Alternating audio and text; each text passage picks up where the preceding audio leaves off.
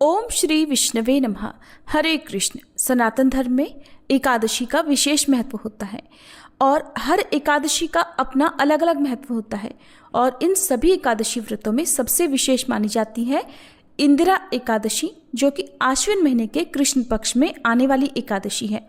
और इस समय पितृपक्ष भी चल रहे हैं। ऐसे में ये एकादशी और भी खास हो जाती है, क्योंकि इस दिन व्रत रखकर इसका पुण्य यदि पितरों को अर्पित कर दिया जाए तो पितर यदि नीच योनि में पड़े हुए हों या पितरों को मुक्ति नहीं मिल पाई हो तो पितर भी तृप्त होकर वैकुंठ लोक की प्राप्ति करते हैं और पितरों को भी मुक्ति मिल जाती है। एकादशी के दिन चावल का प्रयोग पूरी तरह से वर्जित माना जाता है। और क्योंकि इस दिन एकादशी श्राद्ध भी है, तो ऐसे में यदि आप पितरों के लिए खीर बनाना चाहते हैं तो चावल की जगह पर मखाने की या फिर लौकी की खीर बना सकते हैं। इस बार 17 सितंबर बुधवार के दिन ही विश्वकर्मा जयंती भी है। इस दिन लोग अपने औजारों, कारखाने, दुकान, फैक्ट्री, वाहन आदि की विधि विधान से पूजा करते हैं। इसलिए आज के दिन लोग अपने औजारों की पूजा नहीं करते हैं। हिंदू धर्म शास्त्रों के अनुसार भगवान विश्वकर्मा भगवान ब्रह्मा जी के 7वें पुत्र माने जाते हैं, जिन्होंने ब्रह्मांड को बनाने में ब्रह्मा जी की सहायता की थी। और भगवान विश्वकर्मा को दुनिया का पहला वास्तुकार और शिल्पकार माना जाता है। और इस बार विश्वकर्मा पूजा पर पूरे 100 सालों बाद अमृत सिद्धि योग, सर्वार्थ सिद्धि योग, गुरु पुष्य योग, शिव योग और एकादशी का संगम एक ही दिन पड़ रहे हैं। और ये अनोखा और दुर्लभ योग पूजा की महत्ता और फल को कई गुना बढ़ाने वाला है।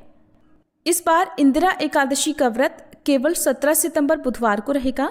एकादशी का व्रत केवल एक ही दिन है। एकादशी तिथि 16 सितंबर मंगलवार को देर रात, देखा जाए तो 17 सितंबर बुधवार को 12:21 AM से शुरू होकर 17 सितंबर बुधवार को ही रात में 11:39 पर समाप्त होगी।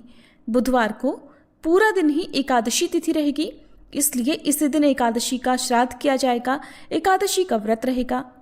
17 सितंबर बुधवार को ब्रह्म मुहूर्त सुबह 4:41 से 5:29 तक रहेगा। सूर्योदय का समय सुबह 6:17 पर और सूर्यास्त का समय शाम 6:24 होगा। प्रातःकाल पूजा सुबह 4:57 से 6:07 में करना शुभ रहेगा। शाम की पूजा शाम 6:24 से 7:34 के बीच में की जाएगी। इस दिन पुनर्वसु और पुष्य नक्षत्र का शुभ संयोग भी बन रहा है। पुनर्वसु नक्षत्र सुबह 6:26 तक और बाद में पुष्य नक्षत्र प्रारंभ हो जाएगा। राहु काल दोपहर 12 बजे से 1:30 बजे तक रहेगा।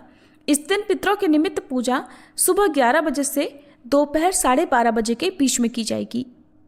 द्वादशी तिथि 17 सितंबर बुधवार को रात 11:40 से प्रारंभ होकर 18 सितंबर गुरुवार की रात 11:24 पर समाप्त होगी।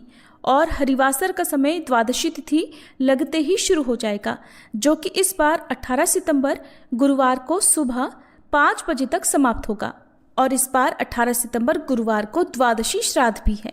इस दिन ब्रह्म मुहूर्त सुबह 4:42 से 5:30 तक रहेगा। सूर्योदय होगा सुबह 6:18 पर और सूर्यास्त शाम 6:23 पर। प्रातःकाल पूजा मुहूर्त सुबह 4:57 से लेकर 6:07 तक रहेगा।